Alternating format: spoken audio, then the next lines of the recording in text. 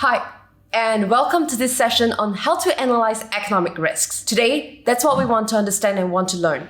What is economic risks? How do they come into your Web3 protocol? And why should you care about that? We're going to understand the various kind of risks in Web3. Economic risks are not the only thing that you see. You hear a lot of things about smart contract risks, where you have smart contract auditors in place.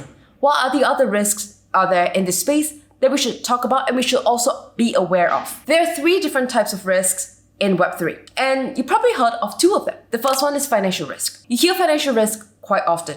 In fact, the entire implosion of 3AC and also a lot of these different DeFi and CeFi protocols is because they didn't take into consideration of the various kind of economic risks and financial risks in place. What is financial risk? This is really your traditional financial models and risk models, understanding your VAR, your value at risk, understanding all these other different things that you see in traditional finance. So usually people who are taking care of financial risks, they are doing treasury management, and they're typically also used a lot in DeFi protocols, especially when you're doing lending borrowing or minting stable coins using collaterals at the back. How do you calculate that kind of risks, and how do you correlate it to defining yields in your protocol? Typically, these people come from traditional finance, and this area and this financial risk area has been researched for years now, which is fantastic, right? We can take these lessons and we can apply them in Web3, and you can even extend it to infrastructure models and GameFi.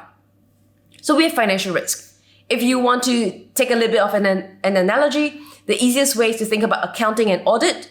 So someone is doing accounting and someone is auditing the financial risk and financial health of the company. So we have that. We have that in the traditional world. We also have that in the digital world. The second kind of risk that is more specific to the digital Web3 world is technical risk. And you probably heard about that. You have smart contract auditors. You have people writing code and executing everything by code. Because of that, we need to check if the code is written right, correct? Just like you have accounting and audit, you also have people who create code and people who audit the code. So you have a lot of companies doing that, and they check for bugs, they check for how well it's being created, how well it's being done, how well it executes. Why?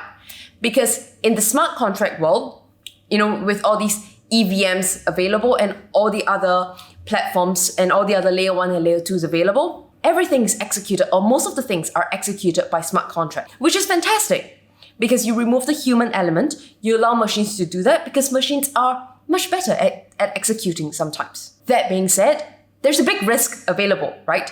With every convenience, there's always a risk in place. The risk is that we're executing everything by code. We need to make sure that the code is written correctly. We need to make sure that the code is done well. We need to make sure that there is no weird thing in the code where someone can go in and hack the system, which happened many, many times. So technical risk is something that's very unique to digital systems.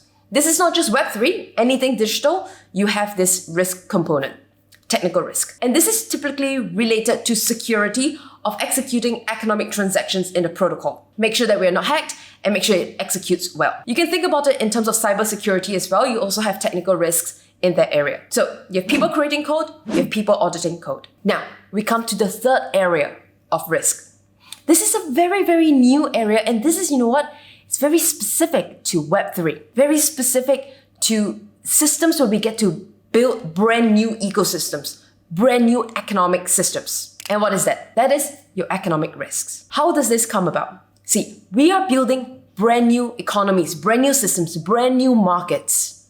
And with the help of DLT, blockchain technology, and this ledger technology, we get to build brand new economies sitting on top or leveraging this technology. That's fantastic. That's beautiful.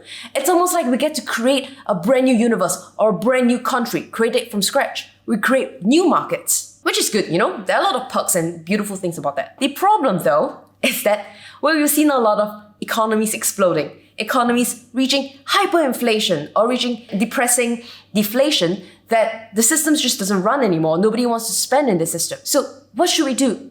This is where we need to start looking at economic risks, economic audit, economics due diligence. How do we audit the market structure, the economy that we have created? This is not just DeFi. This is infrastructure. This is DeFi. This is GameFi. This is anything Web3 related. As long as you're building your own economy, you define the rules in the economy, you define the monetary rules, your fiscal rules, your economic policies in place. You need to audit this system. I've been speaking to a lot of different smart contract audit firms. And they say that yes, sometimes they do look at that. But again, their specialization is code. How do you execute code? How do you write smart contracts? How do you make sure that smart contract is aligned to the different kind of economic policies in place? Auditing those economic policies, it's a whole different skill set. And today, that's what I want to talk to you about. We're going to focus on economic risk. And I'll tell you that this is something nobody really thinks about initially. Because people think about, oh, we're just going to create an economy and we're just going to put some inflation rates in place. We're going to put some interest rates in place. We're going to release some tokens. It's all going to be okay. You know what? Once you design new things, once you create new rules in place, there are not just primary impacts and effects about this. There are a lot of secondary and tertiary implications that we need to think about. This will impact the economy in the long run, and we need to make sure that if they are impacting the economy badly, how do we prevent that from happening? Or how do we make different changes during the different economic cycles to maintain a healthy economy in this system? It's kind of like going to a country and telling the government, hey, your COVID policies are good or your COVID policies are not good because of this, and that. Because it affects the economy in this way. These are the trade-offs in terms of healthcare costs or human life costs. How do we measure these things? How do we quantify the risk? And how do we figure out what is the best decision for this economy? The way you look at COVID laws or any monetary policy even for Singapore, where I'm from, versus Vienna, where you guys are at, it's going to be very different because you have different markets, different structure, different economic policies, different economic systems. So we need to take time to really understand what is the economic structure of this economy, of this system, be it country or ecosystem. And then we can figure out, okay, this is something that's very risky. We need to deal with this right now. Or this is something that, it's not very risky. Maybe we look back at this in the next 6 to 12 months. Or this is actually a good model and there are no foreseeable risks in the near future. It's very important to look at that. So with that in mind, then the question is, with the financial risk, we have, regular auditors coming in to audit the system. There's a methodology to that. So we can apply that methodology.